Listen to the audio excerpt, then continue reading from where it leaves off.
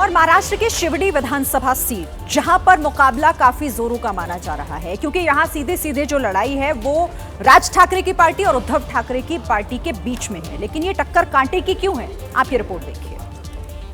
महाराष्ट्र की शिवडी विधानसभा, ये विधानसभा ऐसी है जहां पे राज ठाकरे और उद्धव ठाकरे के बीच मुकाबला होने वाला है।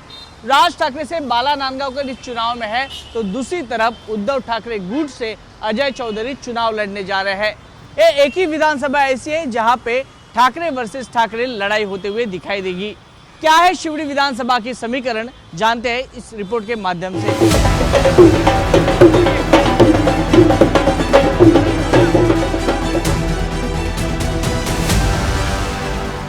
महाराष्ट्र विधानसभा चुनाव में महायुति और महाविकास अघाड़ी के बीच कांटे की टक्कर है, लेकिन शिवडी विधानसभा सीट ऐसी है जहां ठाकरे वर्सेस ठाकरे की लड़ाई है। यहां उद्धव ठाकरे के साथ साथ राज ठाकरे की भी अच्छी पकड़ है। ऐसे में इस बार महायुति ने राज ठाकरे की महाराष्ट्र नवनिर्माण सेना के उम्मीदवार को समर्थन देने का फैसला लिया है।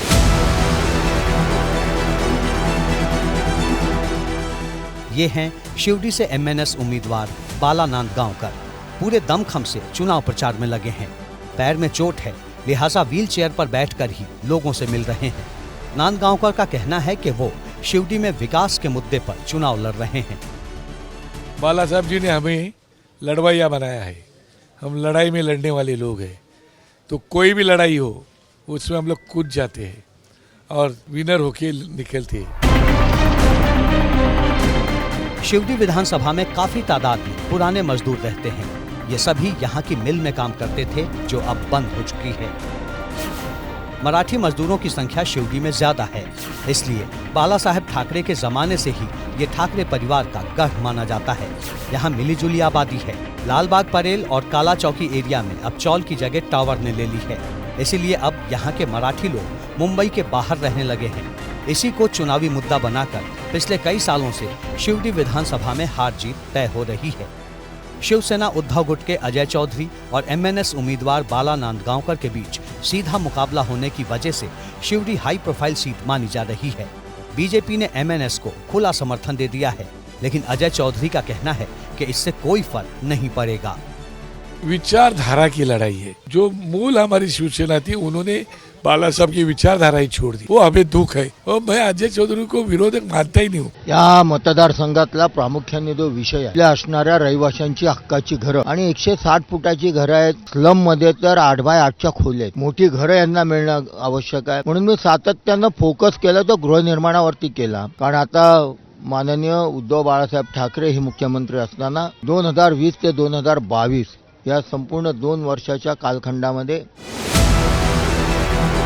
शिवडी में 2014 और 2019 का विधानसभा चुनाव अविभाजित शिवसेना के अजय चौधरी ने जीता था।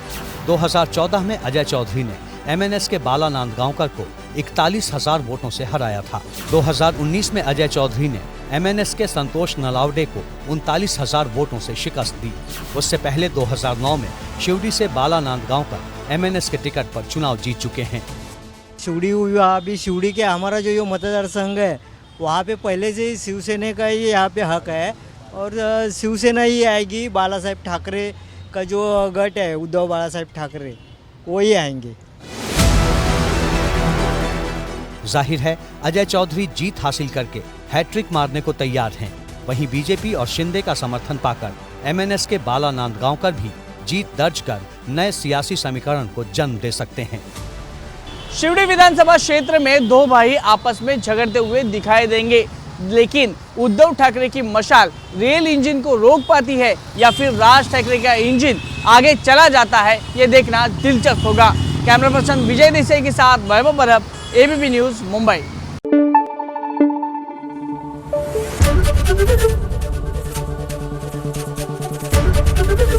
ABP न्यूज आपको रखे आगे।